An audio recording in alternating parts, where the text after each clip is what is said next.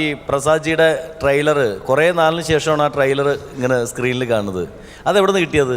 തപ്പിയെടുത്ത് ഒരുപാട് എനിക്കതിന്റെ ഒരു കഷ്ണം തരുമോ? ഞാൻ ഞെട്ടിപ്പോയത് എന്താ അറിയോ, അന്നത്തെ കാലത്തൊക്കെ വീഡിയോ ക്യാമറ ഇറങ്ങിയിട്ടുണ്ടെന്നുള്ളതാണ് ഭയങ്കര ഒരു അത്ഭുതം. അല്ല, പ്രസാദേട്ടൻ ചോദിക്കണേ ആ പയ്യൻ ആരാണെന്ന്. ആ സൗണ്ട് എഫക്ട് സുന്ദരനായ പയ്യൻ. അതെ, സുന്ദരനാണെന്ന് സമ്മതിച്ചല്ലോ. എന്നിട്ട് അത് ആ ഒരു ശബ്ദാനുകരണമൊക്കെ നിങ്ങൾ കണ്ടുപിടിച്ചത് ഇവിടെ കാണിച്ച ആ ക്ലിപ്സൊക്കെ നമുക്ക് ഒന്നുകൂടി കാണാനായിട്ടുള്ള ഒരു ഭാഗ്യമുണ്ടായി. അത് ഭാഗ്യം തന്നെയാണ് കാര്യമായിട്ട് പറഞ്ഞത്. അതിനുശേഷം അവസാനം കൊണ്ട് എത്തിച്ചത് നമുക്ക് പെട്ടെന്ന് ഒരിക്കലും നമുക്ക് സെനൻ്റെ രൂപം, ഒരിക്കലും സുന്ദരമായിട്ടുള്ള ആബേലച്ചൻ്റെ രൂപം എന്ന് പറയുന്നത് നമുക്ക് അത് അംഗീകരിക്കാൻ പറ്റില്ല ആരും. എന്നാൽ ആബേലച്ചൻ ഭയങ്കര സുന്ദരനായിരുന്നു. അത് വെച്ചിട്ട് നമ്മൾ സ്റ്റേജിൽ ആരെ നിർത്തിയാലും നമുക്ക് ആ ഒരു തേജസ് കിട്ടില്ല. എത്ര വലിയ ആർട്ടിസ്റ്റ് നിർത്തിയാലും നമുക്ക് ആ തേജസ് നമുക്ക് ലഭിക്കാൻ പ്രയാസമാണ്. പക്ഷേ അദ്ദേഹത്തെ ഓർമ്മിപ്പിക്കുന്ന തരത്തിൽ നിങ്ങളുടെ ആ ഒരു വരവ്, ആ ഒരു പ്രസൻസ് ഫീൽ ചെയ്യിപ്പിക്കാൻ സാധിച്ചത് അതൊക്കെ ആദ്യമായിട്ടാണെങ്കിലും നമുക്ക് ആ പെട്ടെന്ന് ആബേലച്ചൻ്റെ കാര്യമൊക്കെ പറഞ്ഞിട്ട് അത് ആ ഒരു വരവും ഈശ്വരനെ തേടി ഞാൻ നടന്നു എന്ന് പറഞ്ഞ ആബേലച്ചൻ്റെ പാട്ടും അതൊക്കെ നമുക്ക് പെട്ടെന്ന് വല്ലാതെ ഫീൽ ചെയ്യിക്കുന്നൊരു അനുഭവമാണ്. ഏതായാലും നന്നായിരുന്നു, ടോട്ടൽ സ്കോർ ചെയ്തു. താങ്ക് യു പ്രസാദേട്ടാ. സൈന എന്തോ ശരിക്കും കോരിത്തരിച്ചു പോയി കേട്ടോ. അച്ഛൻ്റെ ആ വരവ് ശരിക്കും ഒരുപാടൊരു നൊസ്റ്റാൾജിക് ഫീലിംഗ് ഉണ്ടാക്കിയെടുത്തു. ഇതെങ്ങനെ ഒപ്പിച്ചെടുത്തു നിങ്ങൾ ഇത്രയും വിഷ്വൽസ്? കാരണം നമ്മളിപ്പോൾ ഇങ്ങനെയുള്ള പ്രോഗ്രാംസ് ഒക്കെ എഡിറ്റ് ചെയ്യുന്നതാണ്. ഇത്രയും മുഖങ്ങൾ ഇത്രയും ചുരുങ്ങിയ സമയം കൊണ്ട് നിങ്ങൾ എങ്ങനെ റെഡിയാക്കി എടുത്തു? അതിന് പുറകിലുള്ള ഹാർഡ് വർക്ക് ഉണ്ടല്ലോ, സ്റ്റേജ് പെർഫോമൻസ് ഓക്കെ, അതിന് പുറമേ നിങ്ങൾ അതിൻ്റെ പുറകിൽ പ്രവർത്തിച്ച കുറേ സംഭവങ്ങൾ ബുദ്ധി മാത്രമല്ല. വിഷ്വൽ കട്ട് ചെയ്ത പുള്ളി എന്താ പേര്? രഞ്ജിത്ത്. കൺഗ്രാജുലേഷൻസ്. നല്ലൊരു കൈയടി രഞ്ജിത്തിന് കൊടുക്കാം കേട്ടോ. ഇത്രയും ഷോർട്സ് എവിടെ നിന്ന് എടുത്തു എന്നുള്ളത്. പിന്നീട് എനിക്കെപ്പോഴും തോന്നാറുള്ളൊരു കാര്യമുണ്ട്, ഇപ്പോൾ മിമിക്രി എന്ന കലാരൂപമാണ് ശരിക്കും പറഞ്ഞാൽ മറ്റേതു സ്റ്റേജ് കലാരൂപത്തേക്കാളും കൂടുതൽ വളർച്ച വന്നിരിക്കുന്നത് മിമിക്രിക്കാണ്. പക്ഷെ അതിനകത്തൊരു സത്യസന്ധമായൊരു കാര്യം എന്താണെന്ന് വെച്ചാൽ, പണ്ട് ഗാനമേള ഇങ്ങനെ നടത്തിക്കൊണ്ടിരിക്കുമ്പോൾ ഗാനമേള മാത്രമായിട്ട് പോകുമ്പം ആളുകൾ കുറച്ച് ലാഗ് വന്നപ്പോഴാണ് ആബേലച്ചൻ അതിനകത്ത് 1 2 ഒക്കെ മിമിക്രിക്ക് വിട്ടു തുടങ്ങിയത്. പിന്നെ അത് വളർന്ന് മിമിക്സ് പീരീഡായി, മിമിക്രി മാത്രമായി. പിന്നെ നമ്മൾ പിടിച്ച് ഞങ്ങൾക്ക് ഡാൻസ് കയറ്റി തുടങ്ങി, പിന്നെ നമ്മൾ ഡ്യൂപ്പ് ഷോ കയറ്റി തുടങ്ങി. അങ്ങനെ നമ്മളിങ്ങനെ മയം ചേർത്ത് അതൊരു മെഗാ ഷോ ആയി മാറി. പറയുമ്പം മിമിക്സ് പീരീഡ് വളർന്ന് വലുതായി എന്ന് പറയുന്നെങ്കിൽ പോലും നമ്മളവിടെ കള്ളത്തനം കാണിച്ചത് തന്നെയാണ് പണ്ട് ഗാനമേളക്കാർ കാണിച്ച പോലെ. അതാണ് അതിൻ്റെ സത്യസന്ധമായ കാര്യം. ഇനി അതിൻ്റെ ക്ലൈമാക്സ് ആണ് നിങ്ങളിപ്പോൾ നമ്മൾ നടത്തിക്കൊണ്ടിരിക്കുന്ന പ്രോഗ്രാം ചുങ്കത്ത് ജ്വല്ലറി 5 മിനിറ്റ്സ് ഫൺ സ്റ്റാറിൻ്റെ ഒരു 5th സീസണിലെത്തി എന്ന് നിങ്ങളുടെ ആ ഒരു ശുഭാപ്തി വിശ്വാസം, അതൊരു വളരെ നല്ലൊരു ശുഭാപ്തി വിശ്വാസമാണ്. അല്ല, അന്ന് സുബിഭായി ആങ്കറായിട്ട് അതിന് ഓരോ മെയിലാണെങ്കിലോ നമ്മൾ വേറെ. അതെ നിങ്ങളുടെ മനസ്സിലുണ്ടായി സുബിയെ ചവിട്ടി പുറത്താക്കണമെന്നുള്ളത് അല്ലേ? അത് ഉള്ളിൻ്റെ ഉള്ളിൽ ബ്രിജേഷിന്റെ ഉള്ളിൻ്റെ ഉള്ളിൽ ഒളിഞ്ഞെടുക്കേണ്ട സുബീനെ അടിച്ച് പുറത്താക്കണമെന്നുള്ളത്. അങ്ങനെയല്ല, 5 വർഷം കഴിഞ്ഞിട്ട് ഇപ്പോഴും സിനിമ ഹിറ്റാണ്, സുബിയുടെ സിനിമ എല്ലാം ഹിറ്റാണ്. ഇനി സുബിഭായി ഇനി അതിന്റെ മേളിലേക്ക് പോയിട്ട് സിറ്റുവേഷൻ വന്നാലോ ഒരു വയസ്സായ ഒരു സ്ത്രീയെ കാണിക്കായിരുന്നു വേണമെങ്കിൽ, ഒരു 15ാമത്തെ സീസൺ കാണിക്കായിരുന്നു. വയസ്സായ ഒരു സ്ത്രീ സ്ലീവ്ലെസ് ഉടുപ്പൊക്കെ ഇട്ട്, ചെറിയ ഉടുപ്പൊക്കെ ഇട്ട് വരുന്നു.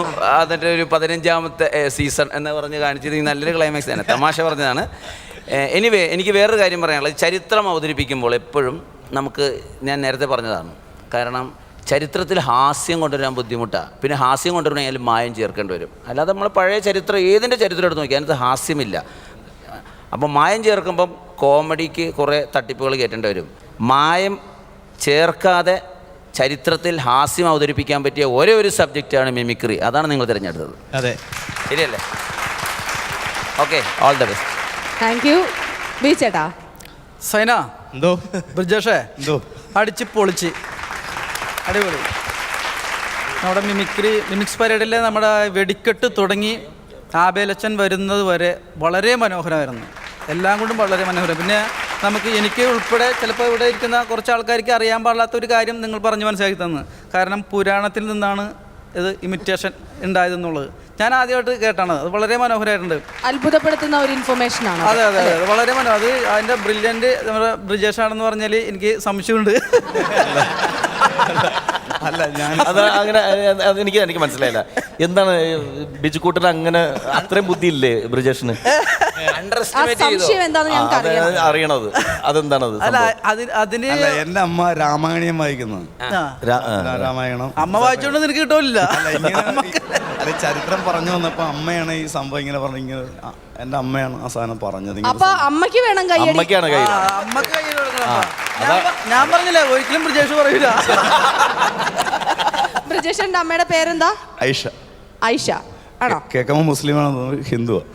ആയിഷ അമ്മ, നല്ല കാര്യം. ഞങ്ങൾക്ക് വലിയൊരു ഉപകാരമാണ് അല്ല, ഞാനതല്ല, ഈ ബ്രിജേഷ് ഒരിക്കലും അത് പറയൂല എന്ന് ഭയങ്കര ആധികാരികമായിട്ട് ബിജുക്കൂട്ടൻ അവിടെ നിന്ന് പറഞ്ഞ് അവസാനം ബ്രിജേഷിനോട് പറയിപ്പിച്ച്. ഞാനല്ല അല്ല അല്ല കാരണം തോണ്ടിയെടുത്തത്. നേരത്തെ ഉള്ള കലാകാരന്മാരെ, മിമിക്രി കലാകാരന്മാരൊക്കെ നമ്മൾ ആ ഇൻസിഡന്റിൽ കാണിച്ചത് വളരെ മനോഹരമായിട്ടുണ്ട്. കാരണം അതൊക്കെ അവരെയൊക്കെ ഓർത്തെടുക്കാനായിട്ട് നമുക്ക് വളരെ പാടാണ്. പക്ഷെ അത് കാണിച്ചത് വളരെ മനോഹരമായിട്ടുണ്ട്.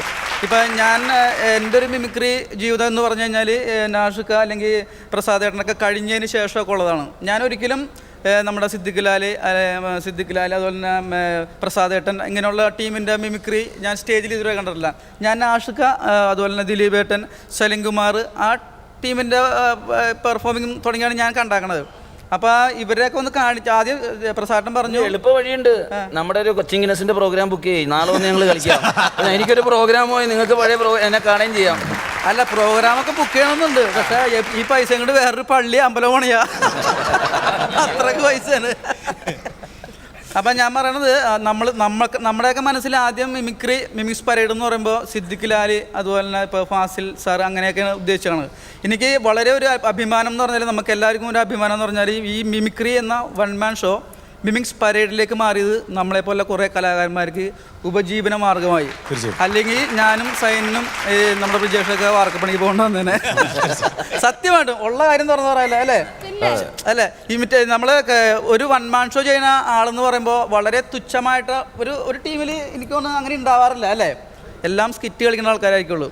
അപ്പോൾ അത് ഞാൻ പറഞ്ഞ വാർക്കപ്പണിക്ക് പോകേണ്ടി വന്നേനെന്നത്. മനോഹരമായിരുന്നു. അടിപൊളി. All the best. Thank you so much. അപ്പോൾ വാനോളം പുകഴ്ത്തി നമ്മുടെ ജഡ്ജസ് അല്ല. അപ്പോൾ വാനോളം പുകഴ്ത്തിയപ്പോൾ നല്ല മാർക്ക് കിട്ടുമായിരിക്കും അല്ലേ? നാദിർഷിക 28. 30-ൽ 28. പ്രസാദ് ഏട്ടാ 30-ൽ 28 തന്നെ. 30-ൽ 28. ബിജുചേട്ടാ സൈന 29. ടോട്ടൽ 85 ആണ് ജഡ്ജസ് നൽകിയിരിക്കുന്നത്. ഇനി 10-ൽ 9 മാർക്ക്. Total 94 on 100. അപ്പോൾ നല്ലൊരു സിനിമ കണ്ട പ്രതീതി ഉണ്ടായിരുന്നു. അപ്പോൾ എല്ലാവിധ ആശംസകളും. വരും സ്കിറ്റും ഇതുപോലെ തന്നെ ആവട്ടെ. Okay, best of luck. ചുങ്ക് ജ്വല്ലറി 5 Minutes Fun Starന്റെ ഈ എപ്പിസോഡ് ഇവിടെ അവസാനിക്കുകയാണ്. വളരെ മനോഹരമായ മറ്റൊരു എപ്പിസോഡിൽ നമുക്ക് വീണ്ടും കാണാം. അപ്പോൾ എല്ലാവർക്കും ഗുഡ് ബൈ. അപ്പൊ ഞാൻ ആരാന്നറിയണം, അത്രയല്ലേ ഉള്ളു. ഒരു പാരാത്രിക്ക് ഒരു മണിയറ വായില് മുട്ടിയപ്പോഴാണ് ഈ ചോദ്യം ഞാൻ ആദ്യമായിട്ട് കേൾക്കുന്നത്. ആരാണ് നീ, എന്തിനാണ് നിനക്ക് വേണ്ടത്?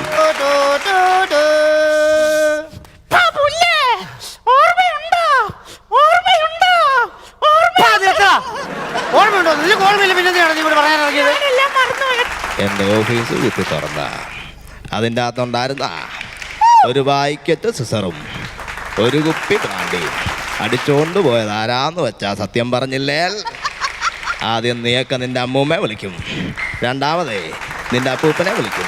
നിന്നെതിരേൽക്കുമല്ലോ പൗർണമി പെൺകൊടി.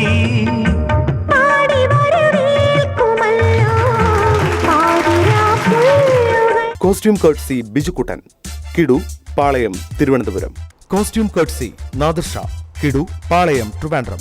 Costume courtesy Subi Suresh, much more, orbit junction, Thiruvananthapuram. Costume courtesy KS Prasad, Kidu, Palayam, Trivandrum.